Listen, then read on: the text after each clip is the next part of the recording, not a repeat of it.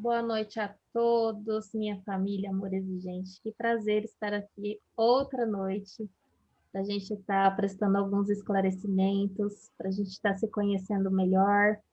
Estou aqui com as minhas parceiras mais uma vez. Me chamo Yaren, sou aqui de Campo Grande, Mato Grosso do Sul, coordenadora de grupo de amor exigente. E um programa que me trouxe a vida de volta, né? Que a gente vai se perdendo aí pelos caminhos dela. E eu vou lembrar vocês aqui que a gente tem o nosso grupo todas as quartas-feiras, às 19 horas, horário de Mato Grosso do Sul. Quem quiser estar participando das nossas reuniões, sejam muito bem-vindos. Sejam muito bem-vindos aos nossos canais de comunicação, Facebook, Instagram, o nosso canal do YouTube, ficam salvas todas as nossas lives para que vocês possam estar acompanhando, mesmo que não ao vivo, né? Às vezes perde um pedacinho, quer voltar, quer assistir novamente, a gente tem essa ferramenta disponível para vocês. Né, Suzana? Boa noite, família Amor Exigente. Como vai você? Cada vez melhor. E que dia é hoje? Primeiro dia da minha nova vida. Então, o tema de hoje da nossa live é a diferença entre abstinência e sobriedade. Que, na verdade, muitos de nós não sabemos essa diferença. Então, hoje nós vamos receber a Daniela, que vai nos esclarecer sobre esse tema. Né, Tânia? Isso mesmo, estamos muito felizes de receber a Daniela aqui conosco. Ela tão gentilmente atendeu, né, ao nosso pedido para estar aqui essa noite conosco e com todos os que estão nos assistindo, para esclarecer todas as dúvidas sobre esse tema que é muito importante. A família e o dependente químico também está conhecendo mais sobre abstinência e sobriedade. A Daniela Viviane, ela é voluntária do Amor Exigente, juntamente com o Nivaldo Marques, o seu esposo. Eles têm o grupo de sobriedade todas as quintas-feiras, é um grupo nacional. Ela é diretora de coordenação de grupos da FEAE, então ela tem muita responsabilidade, tem muita gente para ela estar atendendo e atendeu gentilmente ao nosso convite. A Daniela já esteve conosco aqui em Campo Grande, Mato Grosso do Sul, num seminário que nós fizemos aqui, acredito que foi em 2017, foi com muita alegria que nós a recebemos aqui, juntamente com o Luiz Fernando Palduro, e esperamos, né, que essa visita se repita brevemente, para a gente poder dar um abraço mesmo, sem ser virtual, né, Daniela? E eu queria, então, que a Daniela se apresentasse aqui para o pessoal, falasse um pouquinho dela, falasse como ela chegou a fazer parte dessa grande família que é o Amor Exigente. É um grande prazer receber você, viu, Dani? Boa noite! O prazer é todo meu, com certeza. Que delícia estar aqui essa noite. Eu cheguei no Amor Exigente há 15 anos atrás, há mais de 15 anos, vai fazer 16 agora, em março.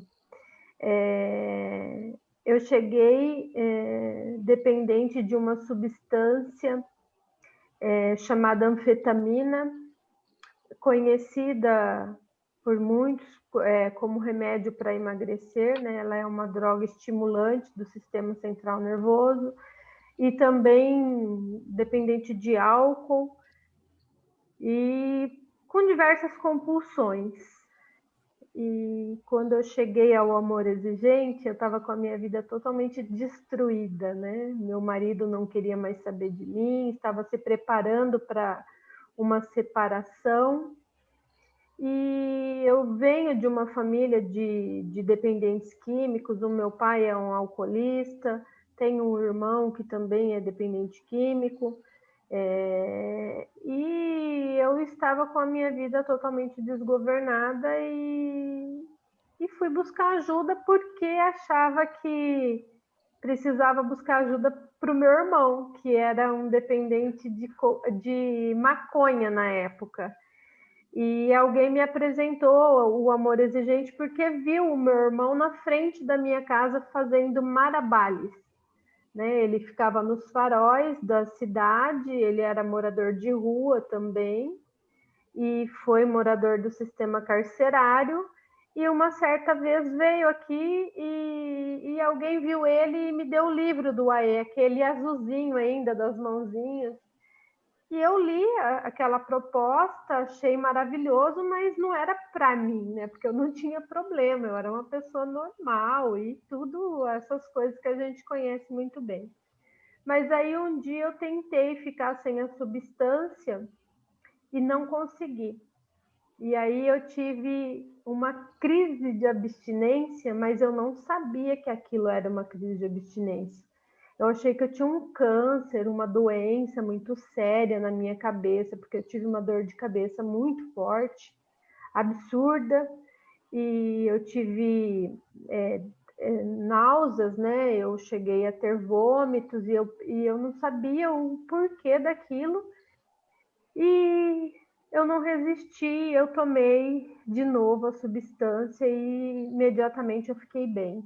Então, o meu organismo pedia a minha química e eu não aguentava a dor que eu sentia, né, fisicamente, emocionalmente, e eu cedia àquela dor insuportável, aquela fissura insuportável.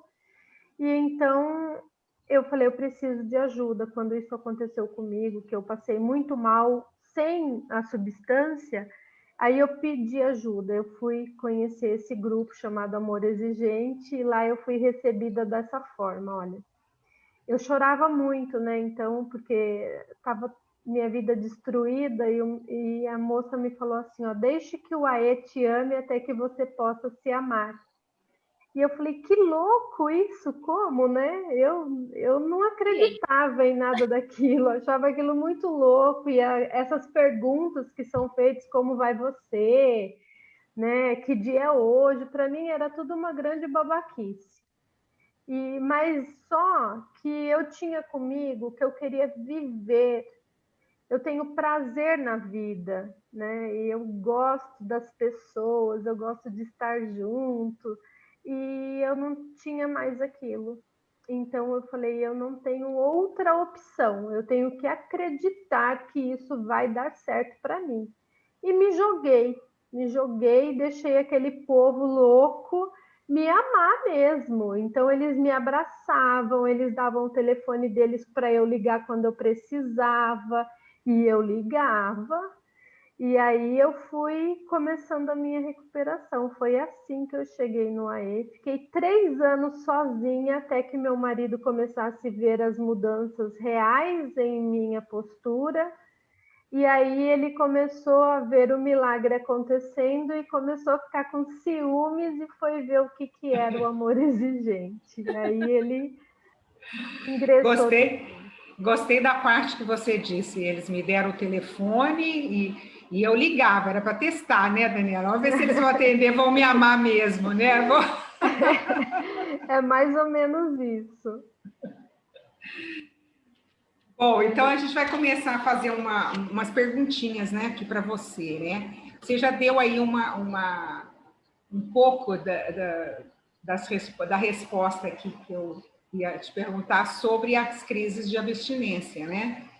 Quais são os sintomas, se eles são diferentes para todo mundo, se depende da substância, como é ficar em abstinência, se é muito sofrido, isso é leve. Você começou aí, deu um início, mas eu queria que você detalhasse mais para a gente. Olha, a abstinência, ela é um processo que todo mundo que deseja a sobriedade, ele vai ter que passar.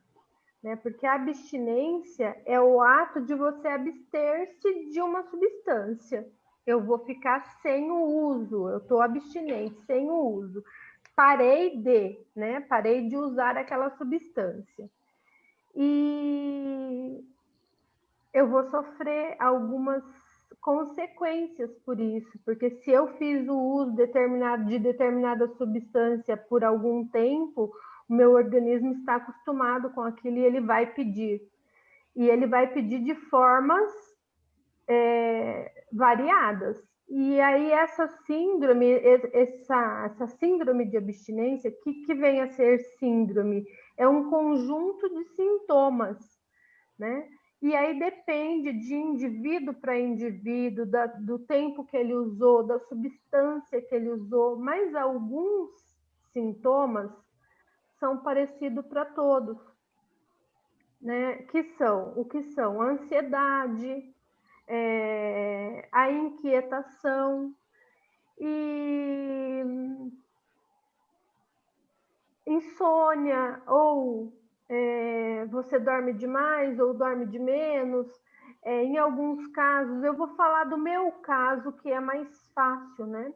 Por exemplo, eu tive diversas crises de síndrome de abstinência. Por exemplo, eu tive fisicamente sudorese, tremedeiras, né? E é comum, por exemplo, nos alcoólicos, quando o alcoólico para o uso do álcool, ele começa, não precisa nem ser muito tempo essa pausa, mas se ele ficar 6 horas, por exemplo, sem o consumo do álcool, ele já começa a tremer muito, né? E ele só vai parar de tremer na próxima dose. Então, é muito comum, ele não aguenta, porque a tremedeira é tão forte. E no caso, por exemplo, de quem usa cocaína, ele sente uma dor de barriga, vontade da diarreia mesmo, dor no estômago, dor de cabeça muito forte. Eu tive dor de cabeça, eu tive dor de barriga, eu tive dor de estômago, a dor de cabeça era insuportável. Então, são todos esse conjunto de sintomas que forma essa síndrome de abstinência. É horrível, é uma dor física horrível. E é por isso que muitas pessoas, assim como eu, não conseguia sozinha. E é por isso a importância da gente ter uma equipe nos ajudando no começo de uma recuperação. E por isso que é importante, muitas pessoas precisam de passar por uma internação, né, acompanhada com médicos, com os profissionais da área, né, para que possam realmente ter qualidade e suportar esse momento. E esse momento, ele vai... o tempo desse momento, ele varia de cada pessoa também. Para alguns, eles podem durar mais agudamente de 10 a 15, 20, 30 dias, para alguns 90 dias, tem alguns companheiros que relatam que tem crise de abstinência tardia, que são os sonhos, né? Quando revivem algum momento Sabe aquela frase que a gente fala assim, que precisa evitar coisas, pessoas, lugares e acontecimentos?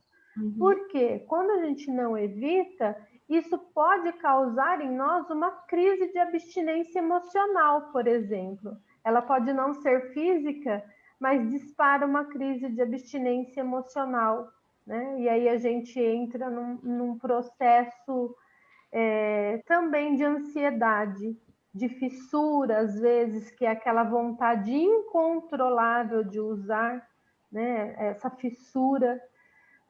Então, tem uma sigla que chama SAA, que são sintomas de abstinência aguda.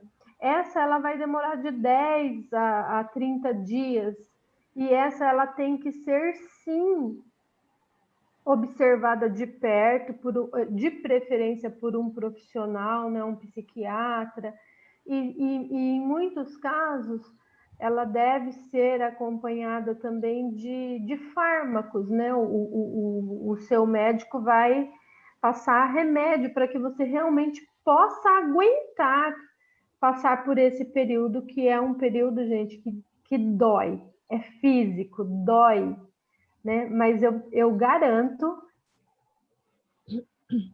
Estão me ouvindo? Sim, sim. Que aqui da minha tela sumiu. eu garanto que que esse processo ele vai passar, ele passa, né? Vai depender das suas escolhas. Se você se comprometer em continuar abstêmio, esse processo passa. Então, né, pelo que a gente entende, você tem dores emocionais e físicas, né? Então, é um negócio que tem que ser muito bem trabalhado, realmente. Ô, Dani, e como a Oi. família pode reconhecer e ajudar a pessoa quando ela está na abstinência? A família ela pode reconhecer e ajudar, primeiramente observando, tendo a mente aberta, são alguns dos fatores, né, que ela pode estar observando, não julgando, porque tendo a mente aberta, e reparando os sinais. Por exemplo, se a pessoa acorda muito agitada, às vezes é porque ela sonhou. Eu tenho um companheiro, inclusive, ele me mandou uma mensagem hoje, falando das questões de sonho. A gente sonha que está usando droga e a gente acorda com síndrome de abstinência. É muito louco isso, né? E a gente acorda como se a gente tivesse usado mesmo. Então, o que a família tem que observar e não ter medo de perguntar. O que eu percebo claramente, Tânia, assim, a família um pouco com medo ainda. Então, os grupos servem para as famílias se fortalecerem e não ter o medo de perguntar, olha, eu estou percebendo que hoje você não acordou bem, eu posso te ajudar? Tem alguma coisa acontecendo? Então, é nisso que a família pode. E às vezes a família tem medo. Medo do quê? Medo de ouvir nós, dependentes químicos, dizer, eu estou com vontade de usar. E eu posso te dizer que isso vai acontecer.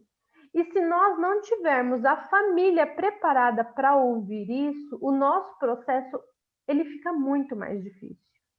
E eu conversando com os meus companheiros de recuperação, eles relatam isso. E até eu mesma, durante aqueles 3 primeiros anos, tinha essa dificuldade, porque o meu marido não conhecia nada da programação, não conhecia sobre a doença. Então, se eu chegasse no meu marido um dia que eu sonhei que estivesse bebendo e acordasse chapada, porque era assim que a gente acordava, com ressaca moral, ressaca física, se eu fosse falar isso para ele, ele ia falar, ih, já está manipulando, já está querendo beber, já vai começar os comportamentos inadequados, tudo de novo. Aí já vai... É muito normal a família falar assim, eu sabia que isso tudo não ia durar muito tempo, eu sabia que era só um pano quente, era tudo de fachada. São coisas que a gente escuta, né? E o ideal seria que a família começasse a ouvir mais, sem julgamento. Às vezes a gente só precisa de jogar para fora. Por exemplo, se eu acordo, se eu tive um sonho, se eu estou agitada. E às vezes, por exemplo, o que pode acontecer também, eu acho importante deixar isso claro. Às vezes eu acordei bem, eu estou bem, só que no meio do dia eu me deparei com uma situação que me fez relembrar o uso, um cheiro ou uma memória mesmo que me fez eu viajar para o tempo de uso que me deixa mal. Por que me deixa mal? Porque eu tenho medo de recair. Porque quem quer viver em sobriedade tem medo de recair, porque sabe de onde veio e para onde não quer voltar. O medo Mas é um sintoma bom, né? sim, porque grita tanto dentro da gente, a gente sabe as dores. E tanto eu quanto muitos amigos de sobriedade relatam que iam usar porque estavam na fissura, mas que iam usar chorando, porque sabiam onde iam terminar aquilo. Mas é muito mais forte o momento de fissura, É muito forte, a gente não tem controle. É a mesma coisa, eu gosto de comparar quando você entra numa dieta.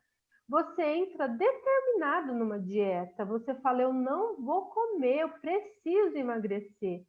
Só que aí você olha um bolo, ou um pudim, ou um sorvete, e o seu cérebro começa a lutar contra, e ele começa a dizer, não, você vai comer, você Olha, eu essa pode. semana, gente, tô É desse só um jeito. pedacinho, é só um pouquinho. Agora você imagina uma química, o que ele faz no seu organismo, né?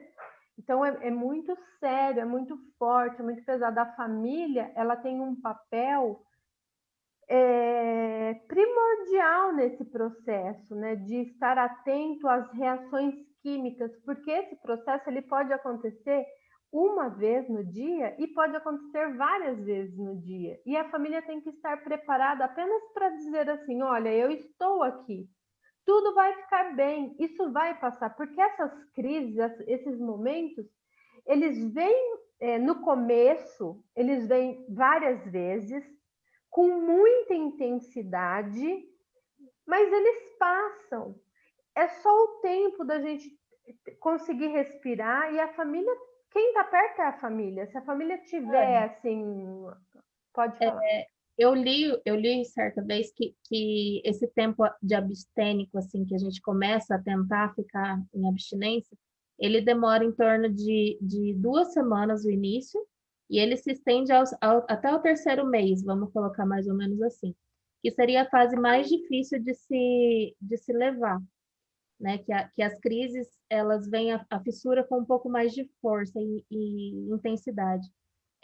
Existe alguma maneira da gente se informar, assim, como família mesmo, de como lidar com essa situação, assim, uma maneira mais fácil de lidar com essa situação? Porque a gente quer embalar a pessoa num saquinho e falar, não, você vai ficar aqui, fica abstênico aqui, quietinho. A informação é realmente buscar, ouvir quem já passou por essa situação, é estar de mente aberta e partilhar nos grupos, buscar ajuda nos grupos de quem já passou por essa situação. E eu penso que a maneira mais assertiva é não ter preconceito e medo de ouvir do próprio dependente. Eu penso que a única maneira mais assertiva é essa, não ter medo de ouvir do dependente que ele está com vontade de usar. Porque quando a família tem esse medo, ela está sabotando a recuperação. A família tem que estar porque a Daniela, eu tenho vontade de beber até hoje. Toda vez que chega final de ano, eu sofro, porque todo mundo é feliz bebendo. Eu não posso beber, mas eu gostava de beber, eu gostava de beber muito.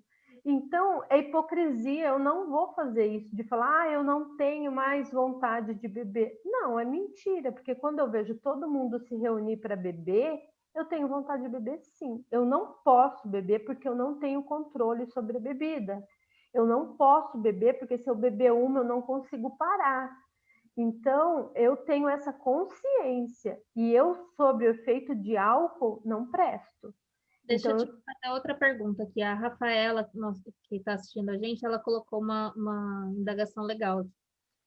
Quando você está na fissura para usar ou para beber e tal, você está consciente? Você consegue pensar no sofrimento da família? não. Na fissura, não. A gente não tem consciência. A única coisa que a gente quer é usar, usar, usar. Nada mais faz sentido. Porém, tem algumas coisas que a gente pode fazer quando a gente está entrando na fissura que ajuda. Por exemplo, beber uma água gelada, tomar um banho, fazer uma ligação para alguém que está em recuperação. Isso ajuda, né? Quando você está começando o momento de fissura, porque o que é essa fissura? Você começa a pensar naquela substância e você não faz outra coisa, você só pensa naquilo e você vai ao ponto de que se você não usar, você vai morrer, aquilo é tudo para você. né? Então, a gente não pensa na família, a gente não pensa nos filhos, no marido, no pai, na mãe, em ninguém. Tanto é que a gente já ouviu tanto falar assim de pessoa, de mãe, né, que vai fumar ou vai usar, abandona o filho. Ou eu já ouvi relatos de companheiros meus que vai levar e leva o filho junto na biqueira, né? Vai junto. Filhos que batem nos pais. Bom, tem tantas coisas que a gente ouve os relatos e nós sabemos que é feito por conta dessa fissura.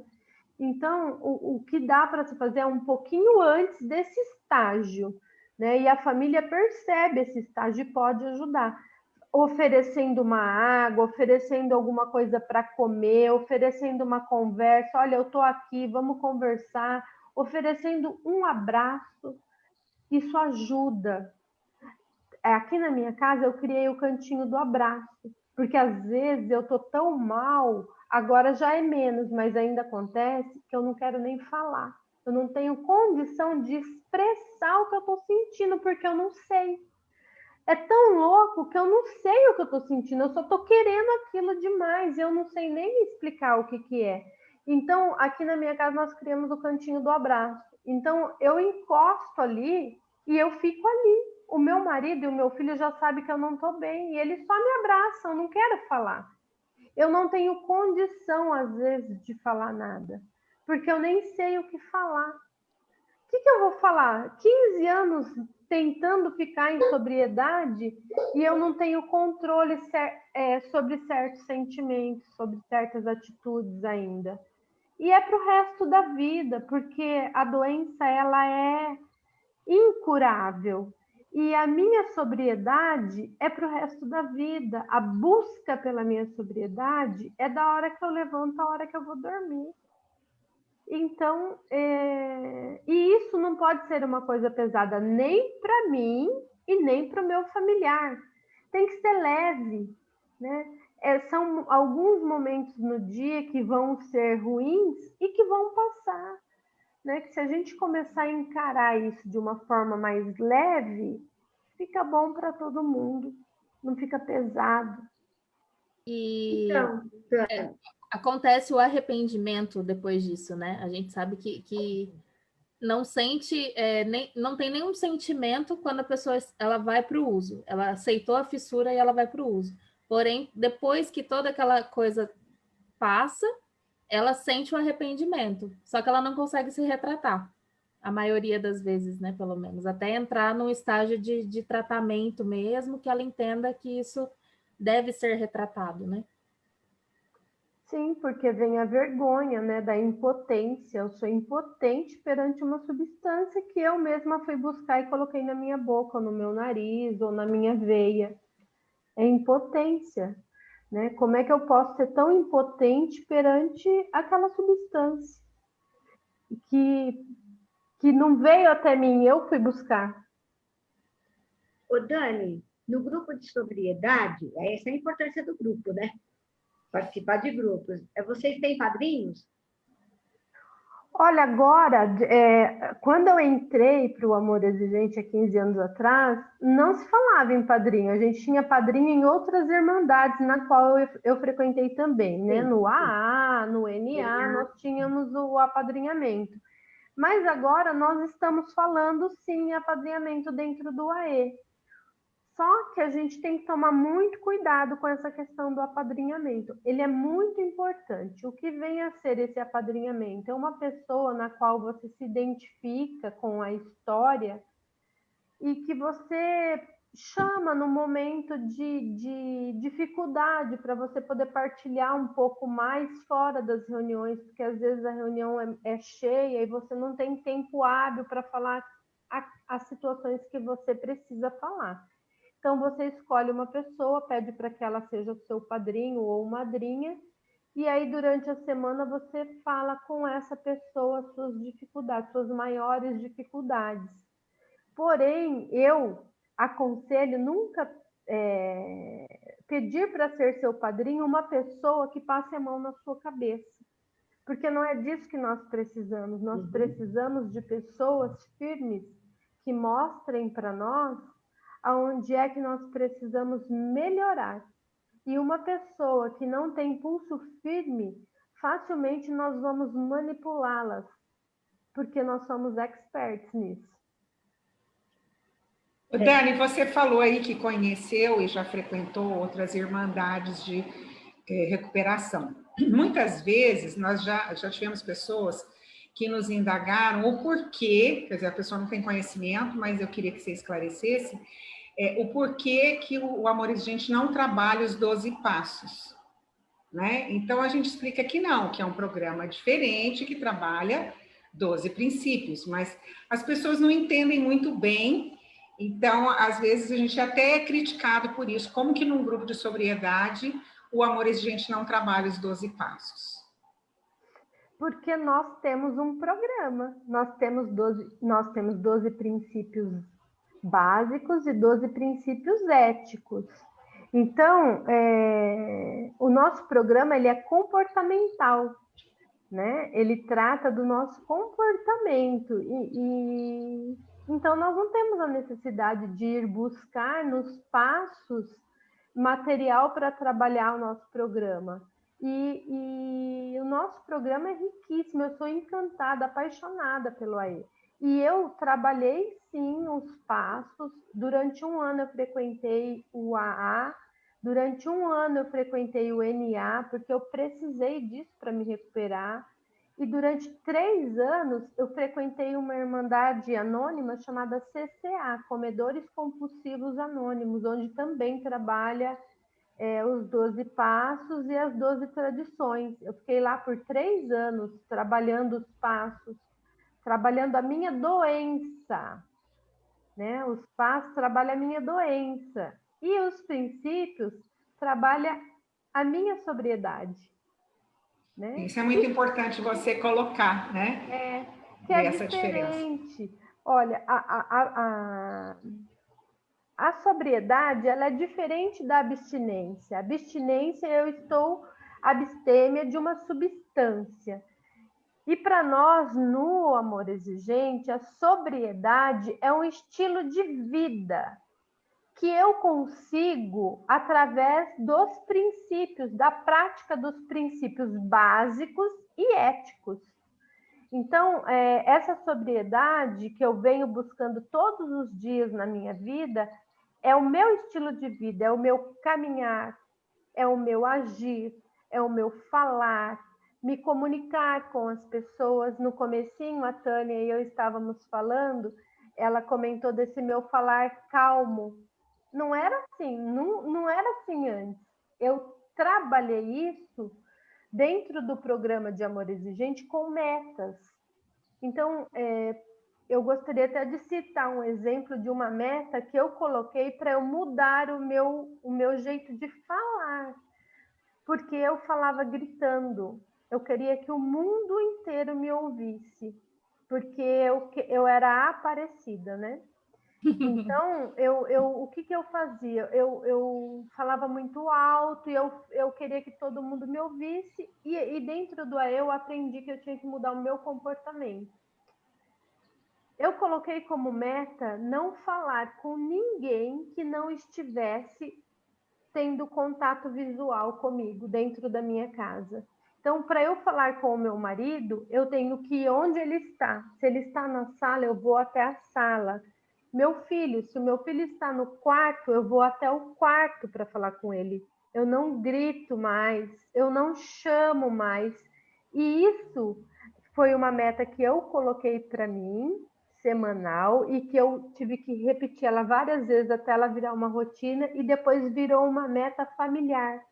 Então, por exemplo, hoje, se o meu filho fala alguma coisa comigo e eu estou na cozinha e ele está no quarto dele, eu falo: olha, Tiago, eu não estou te ouvindo, você pode vir até aqui? Então, eu não respondo também. Além de eu não falar com ninguém que não está próximo de mim, eu também não respondo. Foi também uma meta. Então, para que eu pudesse mudar o meu comportamento, eu tive que colocar várias metas. E isso eu não consegui trabalhando passos, eu consegui trabalhando princípios, né? Então, outro diferencial do nosso programa. eu tenho que sair de mim. E aí eu costumo dizer da história da ilha, né? Para ver a ilha, eu tenho que sair da ilha. E o programa de Amor Exigente não fica só em mim. Ele trabalha 4 semanas. O princípio e eu, o princípio eu e o outro, que é a minha família, e o princípio eu e a sociedade, o meio onde eu vivo, e o princípio ético, né, que faz um resgate muito grande na minha vida. Então, isso me salvou como pessoa, me melhora como pessoa. E a sobriedade é a minha maneira de viver com o outro, comigo mesma, me respeitando, me olhando no espelho e procurando o melhor de mim. Isso é viver em sobriedade. Agora, o ato de eu estar abstinente de uma substância não me traz sobriedade, me traz apenas abstinência de uma substância. Eu não estou usando aquela substância, mas eu posso ter um monte de comportamento que eu tinha em uso, se eu não cuidar da Daniela, se eu não cuidar dos meus pensamentos, se eu não cuidar do meu lado espiritual, das minhas crenças, se eu não cuidar do respeito da dignidade humana, da minha e do outro, né? Se eu não respeitar o outro, como é que eu vou conviver com uma pessoa que eu não respeito? Então, isso é sobriedade. E, às vezes, eu não estou há 15 anos em sobriedade, eu estou há 15 anos abstêmia, mas a minha sobriedade é a cada momento. E isso é maravilhoso, né? Porque isso é ter vida, é aprender que eu posso estar em busca da minha sobriedade a cada momento. E a cada momento que eu perco a minha sobriedade, eu tenho a possibilidade de me tornar uma pessoa melhor e mais humilde, pedindo desculpas, eu errei, eu sei que eu posso fazer melhor, eu estou em busca de ficar cada vez melhor, não é isso que o nosso programa diz? Eu estou cada vez melhor. Não estou melhor que o outro, eu estou melhor do que eu fui ontem, para servir o outro. Porque nós estamos na vida para servir o outro. Qual é o objetivo de viver? É de viver bem com o outro. Então, isso é a sobriedade que eu vivo e é a sobriedade que eu acredito dentro do amor exigente. Que lindo, Dani, é isso mesmo. Então, E a família tem que viver em sobriedade também, né? Juntinho com o seu dependente. Fala, Suzana, desculpa, não, eu era te aquela, interrompi. realmente uma das perguntas, né, que a gente tinha dificuldade de entender, né, queria o esclarecimento, mas acho que você já praticamente respondeu, né? Que para você estar sóbrio, né, na verdade, você não precisa estar sobre o efeito de álcool e outras drogas para estar sóbrio, né? Às vezes você está abstêmio, como você falou, mas não está sóbrio. Essa é a diferença.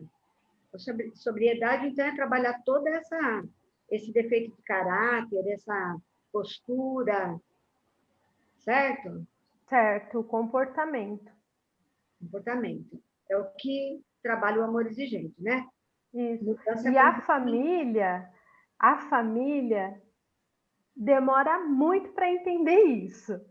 Nós, dependentes, né? Aí eu vou puxar a sardinha para o meu povo, é lógico, e vocês me perdoem. Nós entramos em sobriedade muito quando nós queremos, é lógico que existem as exceções, mas quando nós queremos a sobriedade, nós vamos em busca dela assim com garra. E a família, ela demora um pouco mais. E eu também não estou dizendo... A culpa é até nossa, porque nós fizemos muitas coisas ruins para a família demora um tempo a mais para se recuperar. E aí a família, nessa dificuldade, e até porque nós começamos a querer as coisas mais certas, né? A família demora para entender esse processo e aí acaba recaindo mais vezes. Porém, nós não temos vergonha de dizer que nós recaímos no nosso comportamento. E aí fica a dica, a família tem um pouco mais de vergonha de dizer que recaiu no comportamento, né? Que não está sóbrio, que gritou, que perdeu o controle, que, né? Não tenham, isso faz parte da vida, isso é viver. E o crescimento vem disso, de você deixar cair as máscaras. Eu acho isso brilhante. Quando você é você mesmo. E Não, eu não recaí fica se preocupando mesmo. com a máscara do próximo, né, Dani? Sim, Na hora falar, que olha, eu caiu, acho que você tem que se recaí. reconhecer, né? Sim, eu tive um comportamento inadequado, eu julguei, eu apontei o dedo, eu não consegui encarar que ele estava tendo uma crise de abstinência, eu não dei conta de imaginar que ele pudesse estar sentindo vontade, eu não admiti que ele pudesse estar sentindo a vontade, e eu me desequilibrei. A família tem que ir para a sala de amor exigente e falar isso, verbalizar para que ela possa ter um retorno verdadeiro e ela possa se recuperar e ter sobriedade de verdade. Mas aí a família fica se retraindo, falando, ai, tá tudo bem, não sei. Não, não tá tudo bem, eu não me controlei, eu gritei, eu xinguei, eu fiz, e dentro da sala da sobriedade, nós somos sinceros, nós falamos, ó, eu chutei o pau da barraca, eu gritei, eu não aguentei a minha mãe me enchendo o saco, meu marido me pegando no pé. A gente fala. O meu marido, ele é uma bênção na minha vida, na minha recuperação. E esse tempo atrás, faz um tempinho já, ele colocou uma câmera aqui em casa. E eu fiquei tão brava, ele falou que era assim para nossa segurança, sabe? E aí depois de um tempo ele me pegou no flagra e chegou em mim e veio me falar: "Olha, você está comendo compulsivamente escondido, né?" Eu quase morri de vergonha. E aí eu caí na real que eu estava me enganando, né? Eu estava me enganando. Além de tudo, eu sou diabética. E eu estava indo comer escondido de novo. É um comportamento que eu tinha, um comportamento errado. Isso não é sobriedade, né? E ele me pegou na câmera, e ele saía e eu corria na padaria e comprava uma sacolada de doce, trazia para casa, comia tudo, jogava tudo fora no lixo. E ele na câmera viu e chegou em mim e falou: "Viu, você está comendo escondida?" E eu não tinha como negar, porque ele viu na câmera. A mentira tem perna curta. Eu fiquei tão envergonhada daquilo, mais de, né, tantos anos no grupo e ainda tendo essa atitude. Mas ele me salvou, porque depois daquele dia eu falei, eu não estou enganando ele, eu estou me enganando, prejudicando a minha saúde, a minha recuperação, eu não posso mais fazer isso. E depois daquilo, eu fiquei 1 ano abstinente de açúcar. Foi muito bom para mim. Meus exames normalizaram. Eu estou em plena recuperação da minha diabetes. Está sendo muito bom para mim. Então, às vezes, a família que vai para o grupo, que é verdadeiro, não precisa ter medo, não, de falar, olha, eu estou te olhando. Porque quando a família deixa de olhar, a gente se sente livre, porém perdido. Perdido, porque a família já tá 15 anos em sobriedade, em recuperação, tá tudo bem com ela. Não, não tá. A doença é para o resto da vida. A família Até tem que estar ali para o resto da vida junto com a gente. Até porque os conflitos internos, eles não param, né? Não é porque você está em sobriedade, que você está em abstinência, que você está se tratando, que esses conflitos não existam, né? Sim, e a gente vai mudando as compulsões, né? A gente muda de compulsão, a gente migra, porque quem é compulsivo obsessivo por qualquer coisa, até por caneta. Você tem um monte de caneta. Quem é compulsivo obsessivo é. Então a gente tem que ter cuidados para toda a vida, né? E a família não pode ter vergonha de tomar as atitudes que têm que ser tomadas e nem medo de chegar no seu desafio e falar, olha, eu estou de olho em você, eu estou aqui porque eu te amo, eu não aceito o que você faz de errado. e está preparado para ouvir. Olha, me perdoa, eu tenho vontade de comer escondida, eu sou uma comedora compulsiva, eu sou uma compradora compulsiva, eu sou isso, eu sou aquilo.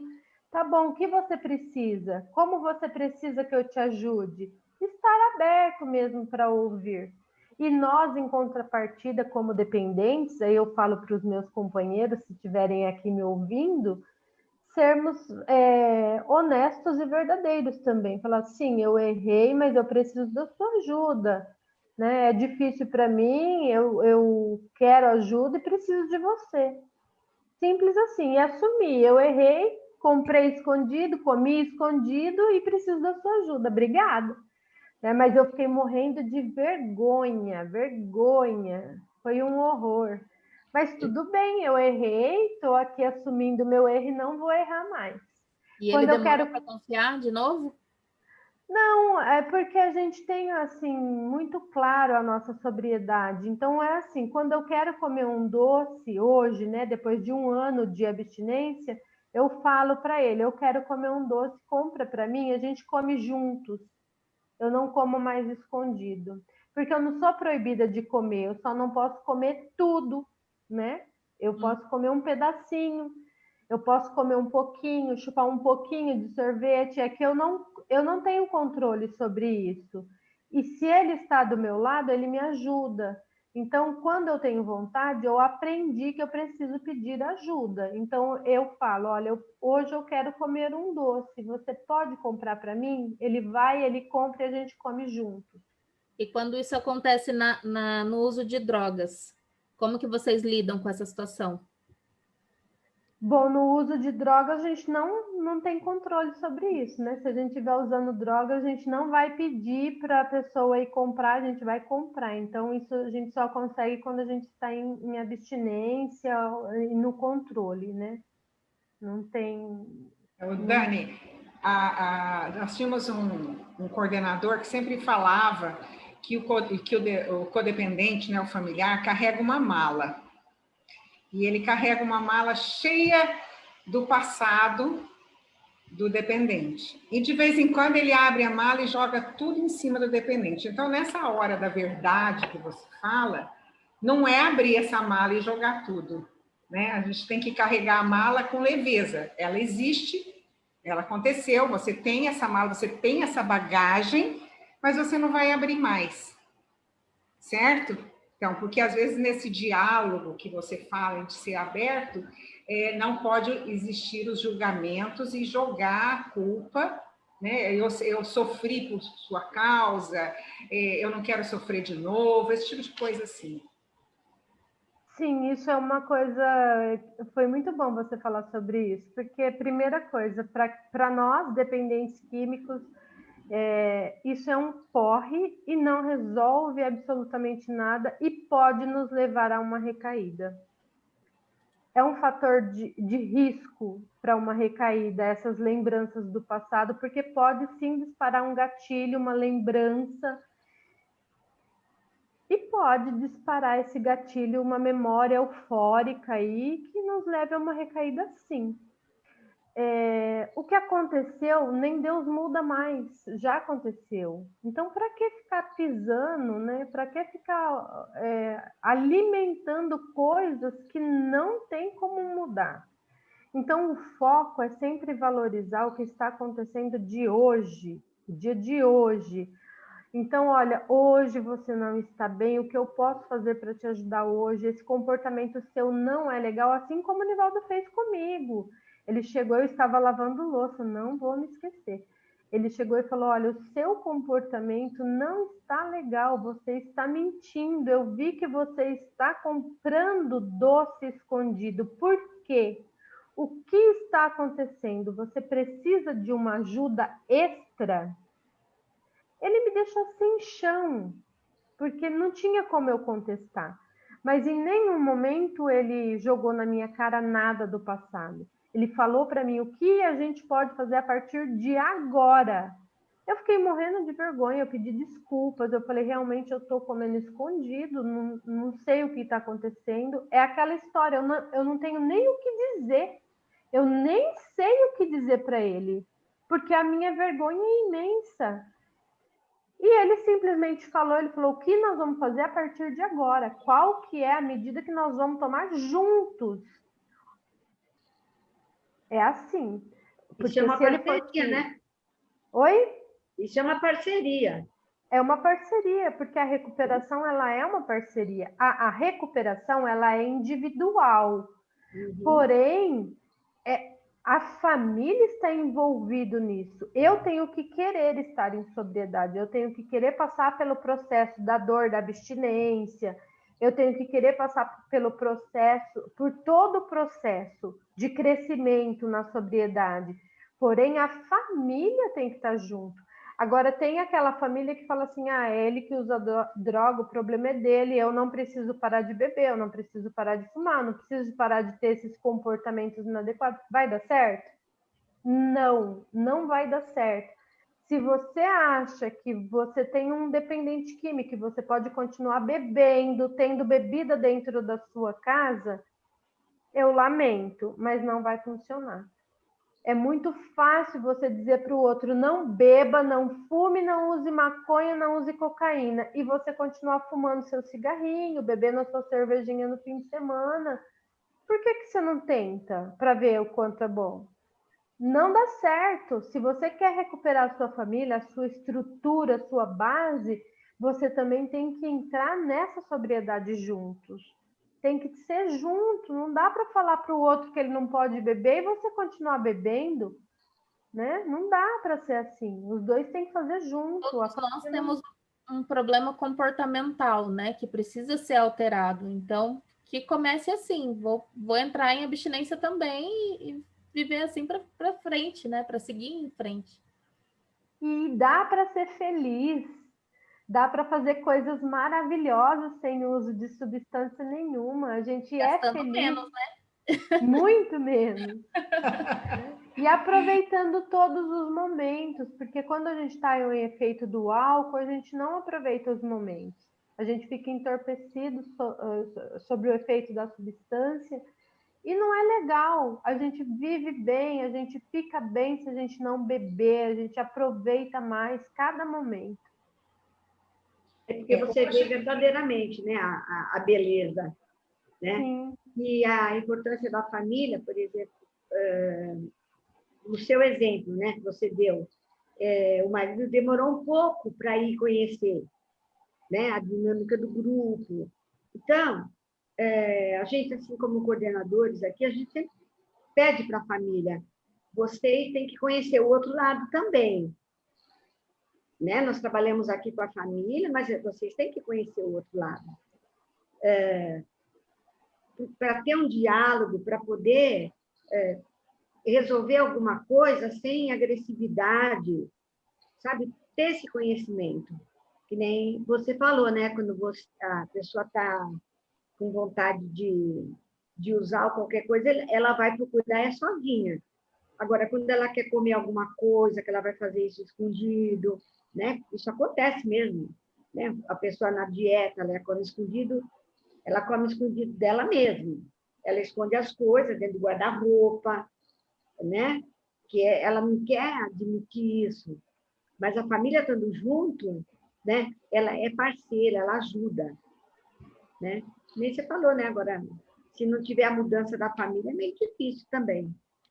A gente tem muita dificuldade, né, Tânia? Principalmente, não, nem sempre, mas principalmente com o homem, que ele chega e fala, o dependente químico não sou eu. Eu vou continuar bebendo, vivendo na minha casa, eu não tenho problema, então não vou tirar. Não é, Tânia? A gente ouve muito isso vindo dos homens, né? Dos pais, né? A mulher é que procura mais o grupo, a mulher é que procura mais a mudança, né? Que ela é mais maleável. O homem, como já é de raízes culturais, né? Que ele sabe tudo, ele tem que saber tudo, ele tem que comandar a família, então ele é mais resistente a mudanças. E a doença da dependência química hoje está sendo mais estudada, né? Dizem até que está mudando o nome, não é mais nem dependência química, é transtorno de uso de substâncias, né? Então, está sendo mais conhecida, mais divulgada, porque até pouco tempo atrás, onde os alcoólatras, né? Antigamente eram alcoólatras, eram mal vistos na sociedade, com também essa visão familiar de que ele largava a hora que ele queria, que ele era um sem vergonha, que ele era isso e aquilo outro. Depois foi se vendo que era uma doença, onde começou o grupo do AA. E isso foi progredindo até os dias de hoje. Hoje nós temos aí muitos estudos sobre essa doença da dependência química, que é um conjunto. É uma doença onde é um conjunto. Então, é muito difícil você sozinha sair disso. Né, Dani? Apesar de todas essas informações, ainda existe preconceito. Sim, a gente bate de frente com ele, não é verdade? Né? Apesar de todos os esclarecimentos, mas a gente vê, por exemplo... Principalmente quando se fala do caráter, né? Do caráter. Todas então, essas informações, ainda você fala assim, não, é o caráter dele que está... exatamente. Aí, agora não, né? Porque a gente não está saindo, mas eu e a Tânia íamos à missa, e quando a gente saía da missa, que nós somos católicas, né? Ali no pátio lá, ou na rua, ficavam os meninos tomando conta do carro. Os meninos não, eles são todos os homens, né? Eles não são garotos. E eles cumprimentavam, e a gente chegava e falava assim, oi, tudo bem? E eu falei assim, nossa, você não tem medo dele? Eu falei, não, ele não faz nada, né? E a gente tinha essa ligação com eles, e você parava e conversava, e a gente ficava boba de ver como conversava bem, né? Como conversa bem, como que sabe as coisas, mas ele escolheu aquilo ali, né? Então, os outros vinham e falavam assim, não, vocês não podem, podemos sim. De vez em quando eu ia no mercado, também cruzava com eles lá dentro do mercado. Ei, tudo bem? Né? Nossa, ainda são os párias da sociedade, né? As pessoas que vivem com um olhar que a sociedade condena, né, Dani? E hoje sabe-se que é uma doença, ainda está até mudando de nome, existe até um questionamento que nos grupos, alguns grupos falam assim, eu estou limpo, quer dizer, você não é uma pessoa suja, por que você tem que falar que eu estou limpo? Né? Então, já existe todo um conceito sendo em evolução, né? E isso a gente fica muito feliz até, né? Mas as coisas ainda caminhando a passos lentos, principalmente quando a dependência química é em uma mulher. Né? Isso aí ainda é mais, temos ainda mais essa carga, né, Dani? É isso mesmo. Eu tive muitos preconceitos. Há 15 anos atrás, quando eu cheguei no AE, não tinha mulheres na sala. Na primeira reunião que eu participei, tinha uma moça a qual me acolheu, me dizendo, deixe que o AE te ame até que você possa se amar. Depois, nunca mais ela apareceu. Fiquei muitos anos na sala sozinha, eu e os meus companheiros. Eu tinha preconceito da minha família, falando que eu estava indo no grupo. Eu tive preconceito do meu marido, por mais que ele não estava nem aí comigo, ele tinha um preconceito, ele foi difícil o processo, né? Mas eu queria muito estar em recuperação e de toda a sociedade. Em muitos lugares eu não abri o meu anonimato, não, porque é muito difícil, você é muito julgada e o preconceito é grande. Hoje eu não tenho problema nenhum com isso, todas as pessoas sabem, mas até hoje eu escuto as pessoas do meu círculo, né, meus familiares mesmo, falando, viu, mas por que você não bebe? Só um pouquinho, era tão bom quando você bebia, né? Qual que é o problema voltar a beber, né? Só um pouquinho. Eu escuto isso muito ainda.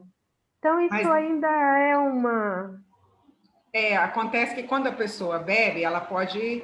diz até que tem aquele ciclo, né? Que primeiro você vira o palhaço, é o engraçado, depois, né, o macaco, depois você vira o porco, porque começa a vomitar. Tem uma historinha aí. E o meu marido nunca bebeu, e aí a gente saía, íamos pro clube, levar as crianças para a piscina, encontrava com os amigos, e todo mundo falava isso. Mas por que você não bebe, cara? Por quê? Porque ninguém quer se soltar perto de um que está sóbrio, né? Então, o que ele fazia? Ele pegava lá uma Sprite, põe um limãozinho, pronto, aí ninguém mais vem me perturbar, né? Porque é isso, todo mundo tem aquele medo de entrar numa roda com alguém que não bebe, porque eu não bebo.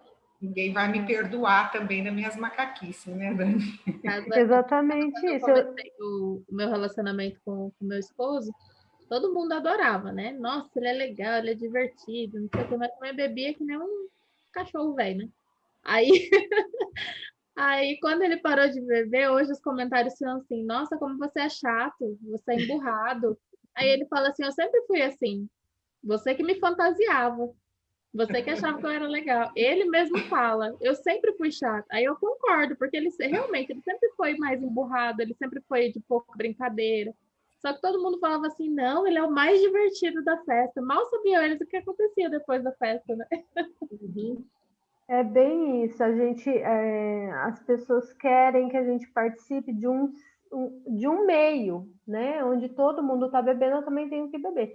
E eu me sinto, às vezes, parece que eu estou em outro planeta quando eu falo eu não bebo. Como? Não bebe? Então é Você não bebe. difícil. Por que você não bebe? Como assim não bebe? Então tem preconceito, sim. Mas eu sou muito de boa com isso hoje e me respeito muito, porque é de verdade, tem dias que para mim tá tudo bem estar num lugar onde todo mundo está bebendo, mas tem dias que não é tudo bem. Tem dias e eu não sei explicar e não sei quando isso vai acontecer. Tem dias que não está tudo bem, tem dia que eu sinto mais vontade de beber, tem dias que o meu corpo está pedindo, então eu respeito isso. E se isso acontece, eu já logo aviso meu marido: hoje eu não estou legal. Eu não preciso falar mais do que isso. Ele já entende. Código também. Quando a É, gente é vai no simples. lugar, tem tudo. Ele fala, olha, não estou à vontade. Eu falo, tudo bem, vamos levantar e vamos embora. Então, tem muita gente que Exatamente não assim. entende, né? Nossa, por que que você vai embora? Ele que não bebe, você bebe, fica aqui, né? Exatamente assim. Eu sou bem assim. Eu vou em vários lugares, a gente vai para praia. Teve uma vez que eu fui para praia que eu passei mal, porque nós demos carona. Nós somos em 4 casais e um casal foi no mesmo carro, que vieram para ir no meu carro. E o rapaz trouxe tanta cerveja que a hora que ele veio trazer a cerveja para pôr no meu carro, eu passei mal, mal mesmo. Eu fiquei ruim. E aí eu liguei para o meu psicólogo, eu falei, olha, tá acontecendo isso. Ele falou, calma. Aí o meu marido falou, olha, é porque você não bebe, mas esse tanto de cerveja para 5 dias na praia não é nada. Não é nada. Então, calma. Se chega lá, você não ficar bem, a gente vem embora. Aí eu liguei para o meu psicólogo e falei com ele, falei como eu estava me sentindo. Por isso que é importante você ter uma rede de apoio Sim. sempre.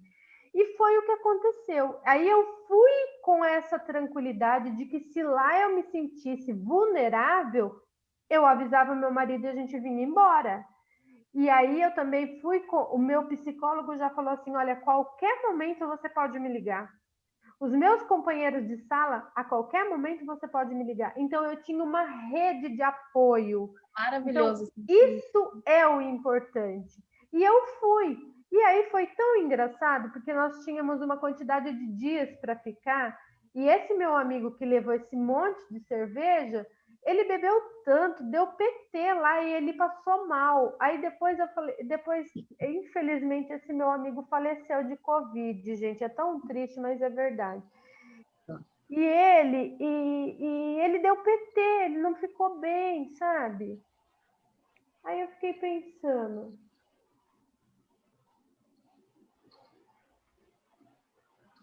onde está a graça? em beber tanto? Né? Onde Qual é o prazer, né? Qual é o prazer? A Daniela ficou com medo e se protegeu. Eu não posso interferir na vida do outro, de forma alguma. Eu não posso interferir na vida do outro. Mas eu tenho todo o direito de me proteger.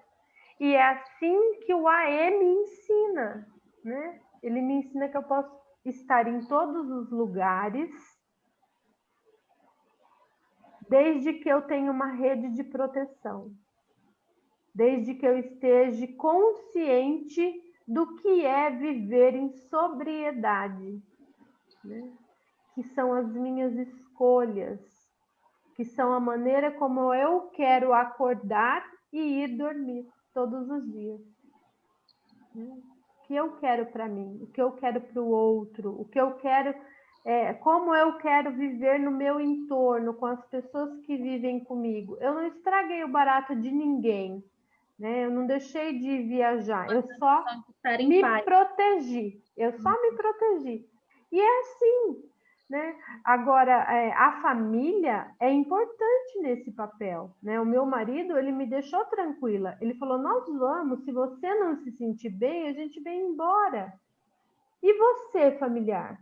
Você está consciente sobre o seu papel, sobre a sua importância na recuperação de quem está do seu lado? Você é papel fundamental, você é um porto seguro. Você tem sim responsabilidade na recuperação de quem está do seu lado. Porque se você é o pai ou a mãe, o marido ou a esposa do dependente, você tem papel fundamental nessa recuperação. Porque é uma família. Nós não estamos no mundo vivendo uma vida individual, nós vivemos em conjunto. Ninguém nasceu para viver sozinho. Né? Eu tomo a decisão de querer estar abstêmia. Eu tomo essa decisão, é minha, eu tenho que dar esse passo importante. Porém, a minha rede, ela é muito mais do que eu. É eu, meu marido, meu filho. O meu filho, quando eu vou fazer qualquer trabalho voluntário pelo AE, a primeira coisa que ele pergunta para mim é quem vai estar com você? Quem são as pessoas que vão cuidar de você quando a gente não estiver por perto? Então, é uma rede, todos têm que estar compromissados, né, com essa recuperação, com essa sobriedade, a sobriedade da família. Né? Eu cuido da sobriedade do meu marido, do comportamento sóbrio dele, do meu filho, e eles cuidam do meu. É diário. Então, eu, como dependente química, quando eu percebo que meu marido também perdeu a sobriedade dele, eu tenho o direito de falar para ele, olha, partilha isso na sua sala. Isso não é legal. Esse seu comportamento não é um comportamento de sobriedade. E ele vai fazendo isso comigo. E com isso, a família cresce, a família amadurece e a gente vai vivendo cada vez melhor. É engraçado que até o rol de amizades, quando ele muda, essas pessoas também entram nesse ponto de equilíbrio, de te auxiliar, de te apoiar, de aceitar o que você escolheu, né? Viver em sobriedade, viver em abstinência. Eles cuidam, eles olham por você, olham pela pessoa que está em abstinência. Eu acho isso muito bacana aqui no meu rol de convivência, que a família não foi muito a questão do apoiador, mas o nosso rol de amizades, eles trazem muito isso com eles, né? E às vezes você está procurando a aprovação da sua família, você está procurando que a família cuide, mas de repente o seu apoio não está ali, ele está numa pessoa de fora, né? O apadrinhamento, esse acolhimento das pessoas, quando ela compreende que viver em sobriedade é importante para você,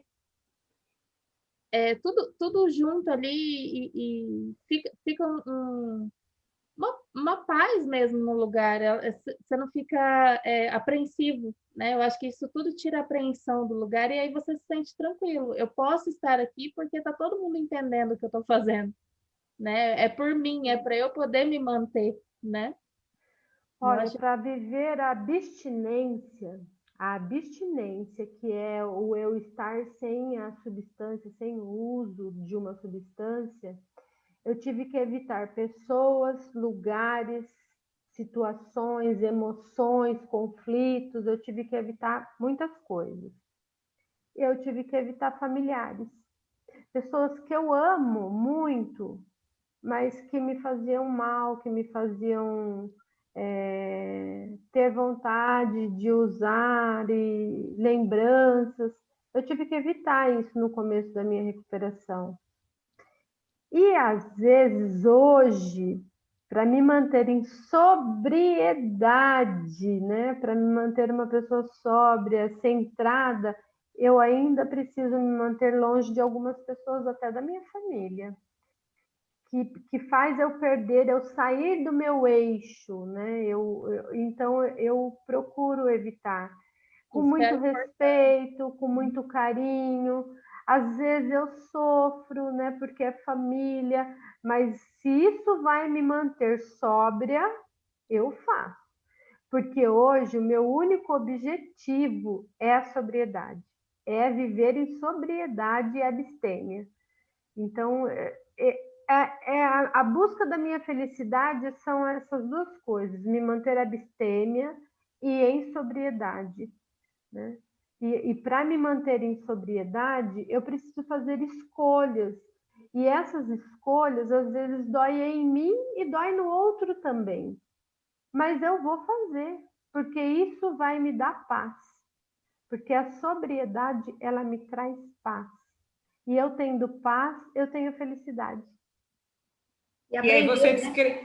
você descreveu aí também do nosso princípio dos recursos são limitados, né? A gente tem que respeitar os nossos limites, né, Dani? Por isso que esse programa é tão completo, né? Quando a Fala gente limite, já entende, tem que né? encerrar a live. Para. Não fala A... isso, não. Ô, Dani, e aprender também a conviver com isso, porque às vezes próprio familiar ou próprios amigos, né, que é muito chegado, mas que não traz uma coisa boa naquele momento, porque não entende, né, essa dinâmica, mas o dependente também, ele tem que aprender a viver com isso, por exemplo, fora disso. Você vai num restaurante, por exemplo, tem gente bebendo, então, também tem que viver isso, né? Quer dizer, é um aprendizado, é uma luta. Sim. Né? Você vai numa praia, a gente sabe disso. Né? Na minha casa, por exemplo, não entra bebida alcoólica, né? Nas festas das crianças, aniversário nosso, assim não tem, né? Tá bom isso daí, não faz falta para nós. Uhum. Mas teve dificuldade no começo, porque tinha gente que, mas depois acostumaram, sabia que não tinha, se quisesse, ia tomar refrigerante, né? Mas, quando é as coisas deles, nós temos que ir lá e conviver com isso, né? Então, tudo é um aprendizado, né? E essa rede forte aí, que para segurar, né? É verdade. E a família tem que entender, né, dessa rede também, né, que é o amor exigente para a família, né? Sim. Isso que eu acho maravilhoso, que tudo você pode estar contando no grupo, até que você perdeu a linha ou abriu a mala, mas ninguém vai te julgar, ninguém vai te criticar, não é? Isso é muito importante. Eu gosto muito, muito, muito quando as lives são leves, que elas passam tempo, a gente não percebe. A gente se excedeu um pouquinho hoje, mas o papo foi tão, tão legal que a gente saiu até do nosso roteiro, né, meninas? Dani, Que bom. obrigada. Eu fico com o Eu meu que agradeço. encerrar, mas sabendo que a gente vai ter próximas oportunidades de estar aqui com você. Foi muito esclarecedor, até para nós mesmo, que tínhamos um roteiro e acabamos não seguindo ele. Parece que a gente está num bate-papo da sala de casa, né? Não parece que a gente está. Foi muito Só lindo. faltou o cafezinho, né, Dani? É verdade. Eu vou ir aí tomar esse cafezinho com vocês. Com Só certeza. faça isso. Volta. Eu Volta volto. sim. Estamos Estou de à braços abertos para disposição. recebê-la. Estou à disposição de vocês. Contem comigo sempre. Obrigada, Dana. Muito Gratidão, viu, obrigada. Dani? Gratidão. Muita gratidão por você estar aqui nesse momento. Um abraço Obrigada, grande. meninas. Obrigada, pessoal. Até semana que vem. Um abraço. Até mais.